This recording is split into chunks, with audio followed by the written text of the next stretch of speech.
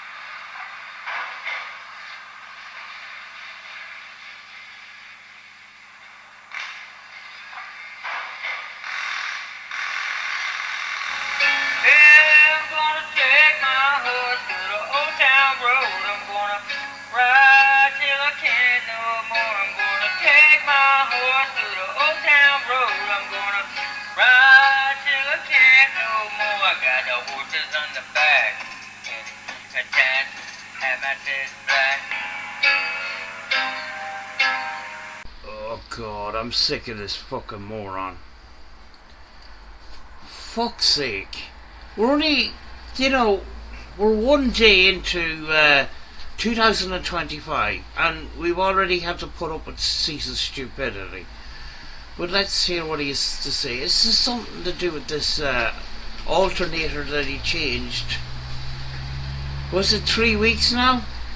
Now, take into account my alternator went the same time as Cecil's alternator, and I have had hassle-free service from my new mechanic down the road, and I was actually stuck for money. It was coming up to Christmas.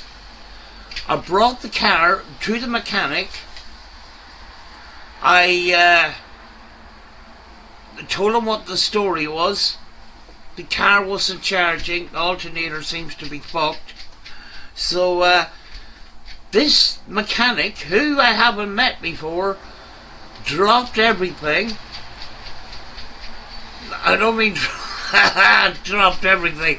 He stopped working and he left me home in another car. Right? He says, I'm kind of busy for the next couple of days, but I'll let you know when I get it fixed.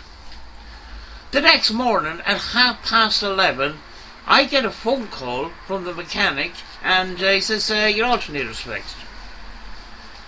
And I says, that's great. I says, I'm on the way over now, actually.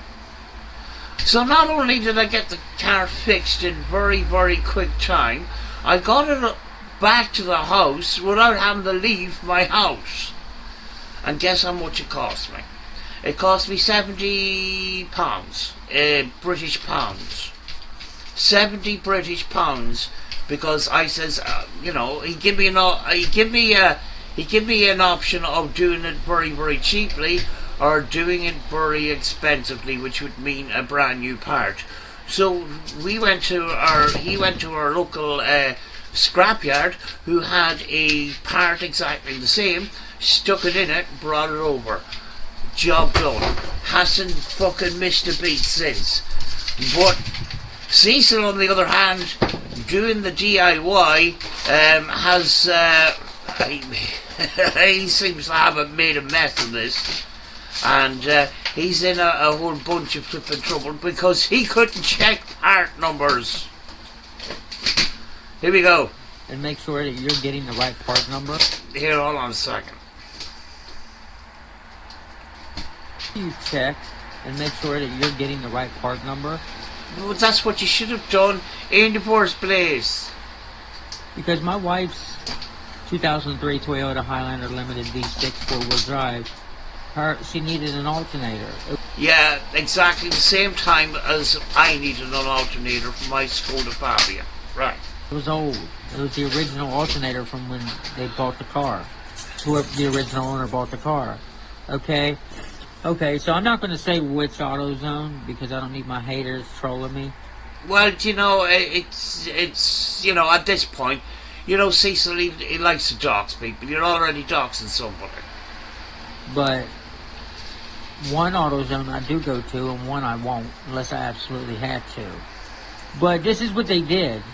I called them over the phone and said that, hey, I'm very close by. I just wanted to know if you had an alternator for a 2003 Toyota Highlander Limited V6 four-wheel drive. And they came back a few seconds later and said, yep, we got it. I was like, all right, how much is it? They said $260. Right. Did you give them the part number or the registration number of the vehicle? Over here, right, you go into your parts store if you buy a new parts, and there's a database in all the cars, and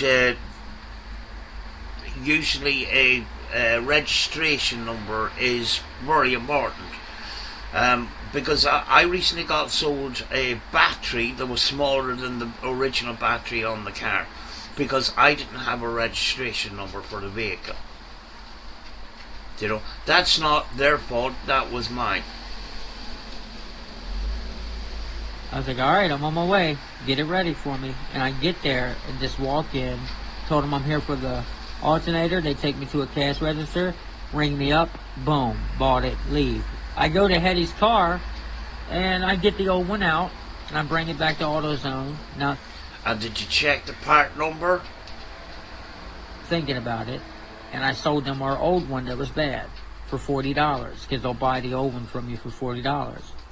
Then I went ahead and put the alternator that they sold me in my wife's car, which worked for over a month, but it would always make a squeaking sound, and after the squeaking stopped, you would see smoke coming from somewhere around the alternator area.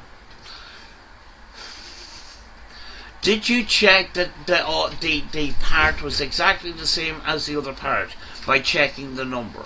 You see, there's a certain amount of things that the supplier can do, but the person buying the part has the responsibility of getting the right part by giving the retailer or wholesaler or retailer or whatever the part number. See, so I find it very strange too that you haven't mentioned the cubic capacity of the engine, which fucking over here is very important to give that piece of information as well. And mind you, I've had haters say, oh, it's because an idiot that don't know what he's doing put the alternator in. No. I reckon that's what happened, yes. I know, you know, people that do things, or they're learning things, they're going to make mistakes. Junior mechanics going to make mistakes. Amateurs like Cecils going to make mistakes. You're just going to have to own it sometimes. No, maybe the idiot at AutoZone sold me the wrong fucking alternator. No. See, the thing is, Cecil, you have a habit of never taking any kind of responsibility whatsoever.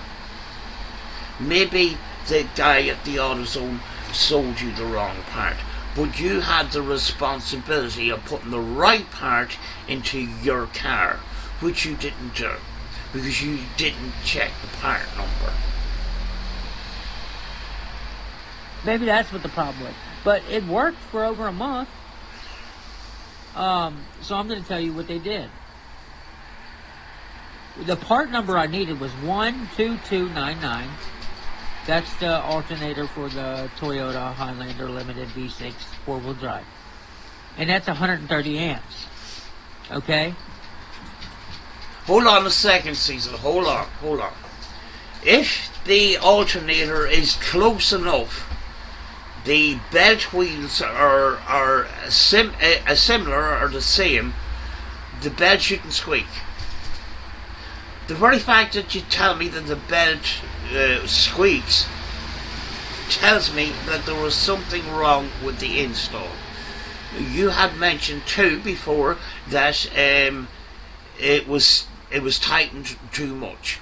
That puts a lot of friction on the bearings on the alternator. If the belt is tightened on the alternator. On my car it's a self-tensioner. I don't know what. I'm not going to go into the fucking research about your car because I don't give a fuck. But if you have a over tight tensioner on an alternator, you're going to burn out the bearings in the alternator. Just take the fucking L, Cecil, for fuck's sake. What they sold me was part number 13956, which was only 100 amps. Take into account here that Cecil's, the alternator that's supposed to go into Cecil's car is 130 amps. He got an alternator that was 100 amps. And then he mentions, is AutoZone going to replace my burnt wiring if that happens? But if it's a lower ampage than the ampage in the original alternator, there shouldn't be burnt wires. It's a difference of 30 amps lower than the original ampage. He's not making any sense there, so I don't know. You know, the alternator is it generates power. So it's generating 130 amps, which is the original. But in this case, it's only generating 100 amps, which shouldn't result in burnt wiring, which he does mention. Just thought I would mention. And it was for a 2003 Lexus 300. Are you aware, Cecil, that a Lexus 300, the engine in the Lexus 300 was distributed over a number of cars, and that Lexus is part of Toyota? It is a Toyota product. I didn't do my research doing this video because I can't be fucking arsed, but I'm nearly sure that the Lexus 300, they were all 6 cylinders, but I could be completely wrong about that, so don't fucking quote me. 4-cylinder. So AutoZone kept arguing with me. Well, there is no warranty when it says it on the receipt.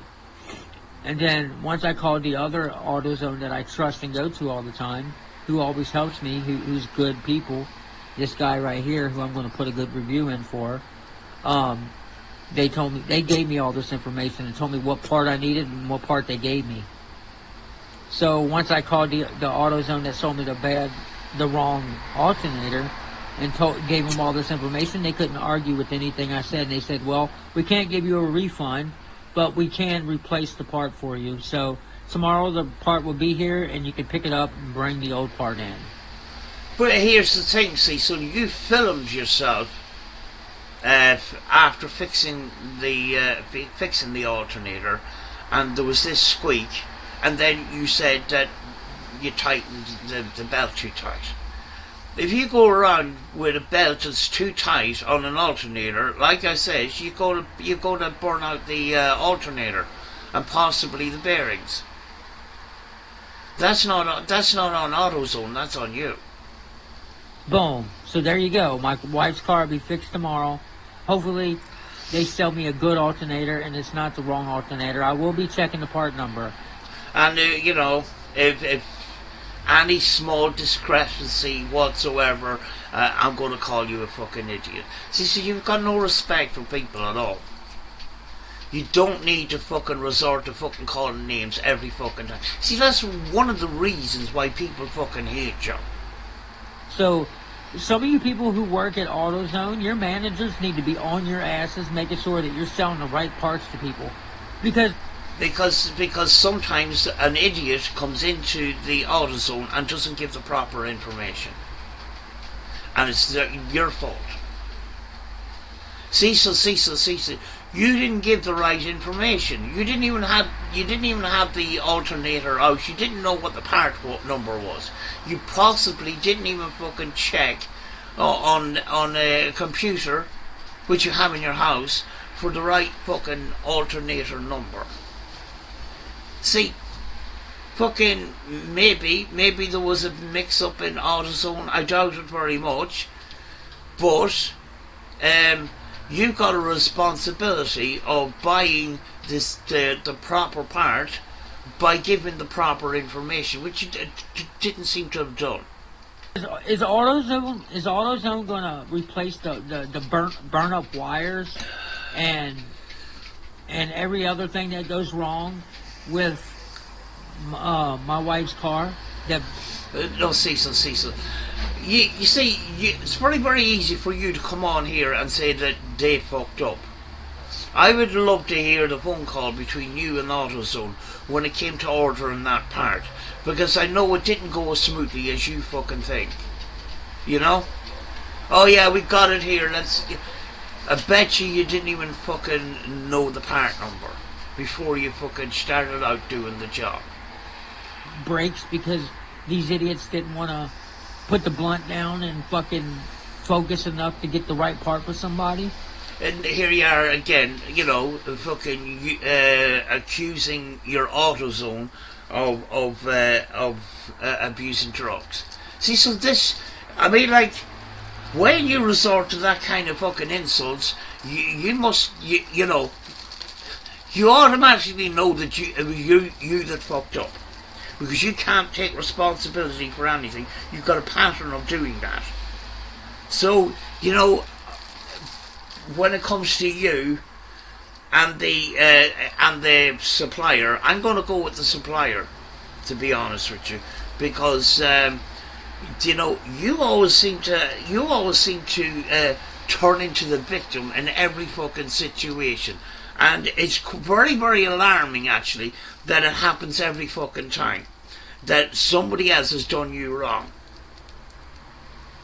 You had a responsibility to get the part number, the proper part number, and supply that to the supplier of the part.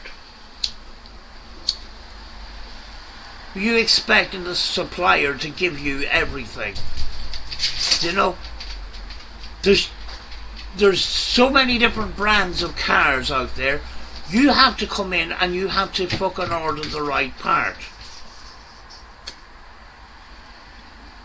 In order to do that, you have to give them the part number, possibly the registration of your vehicle, the capacity of the engine, not just a fucking V6, because there could be a number of different V6 engines.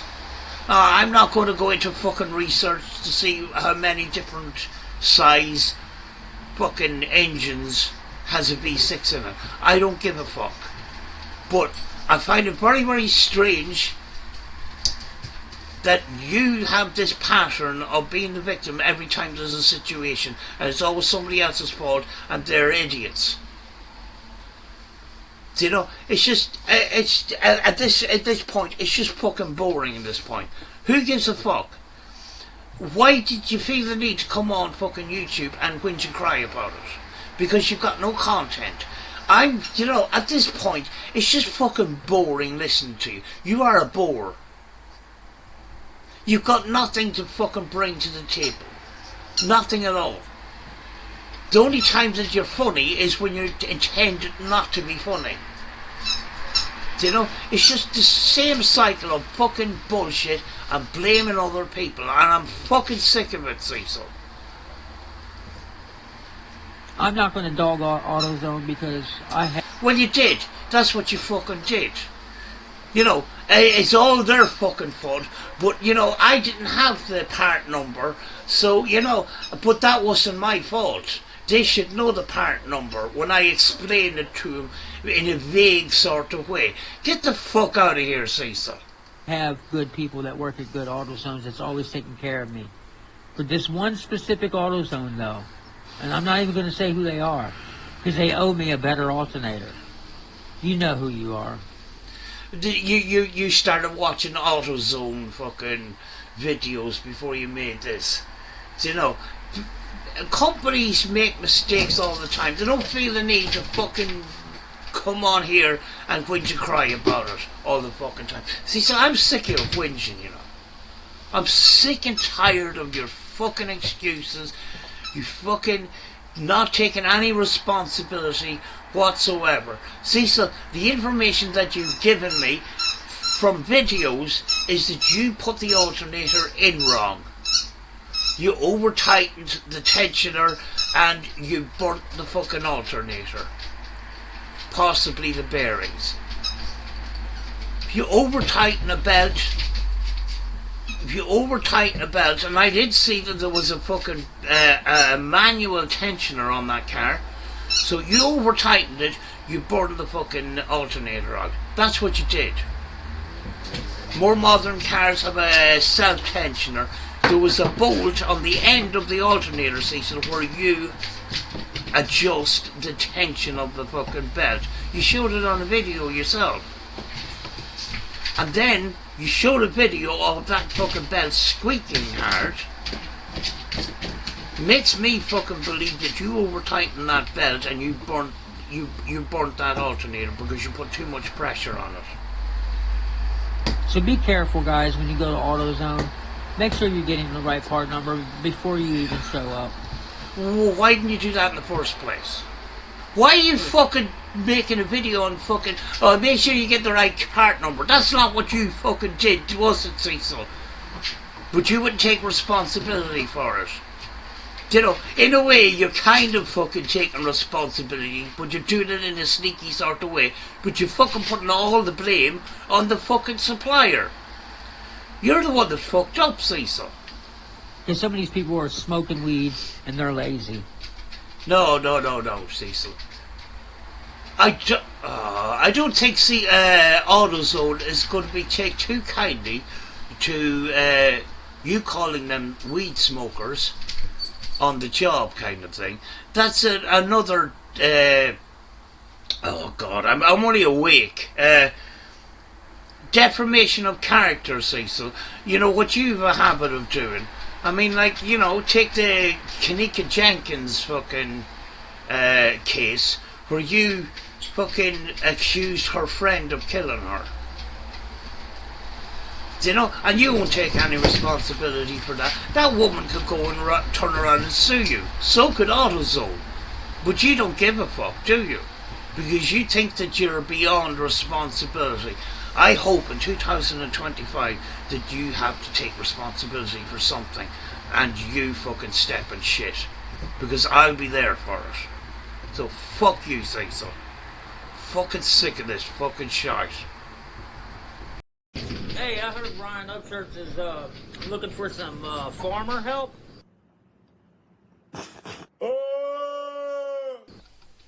Right, eh?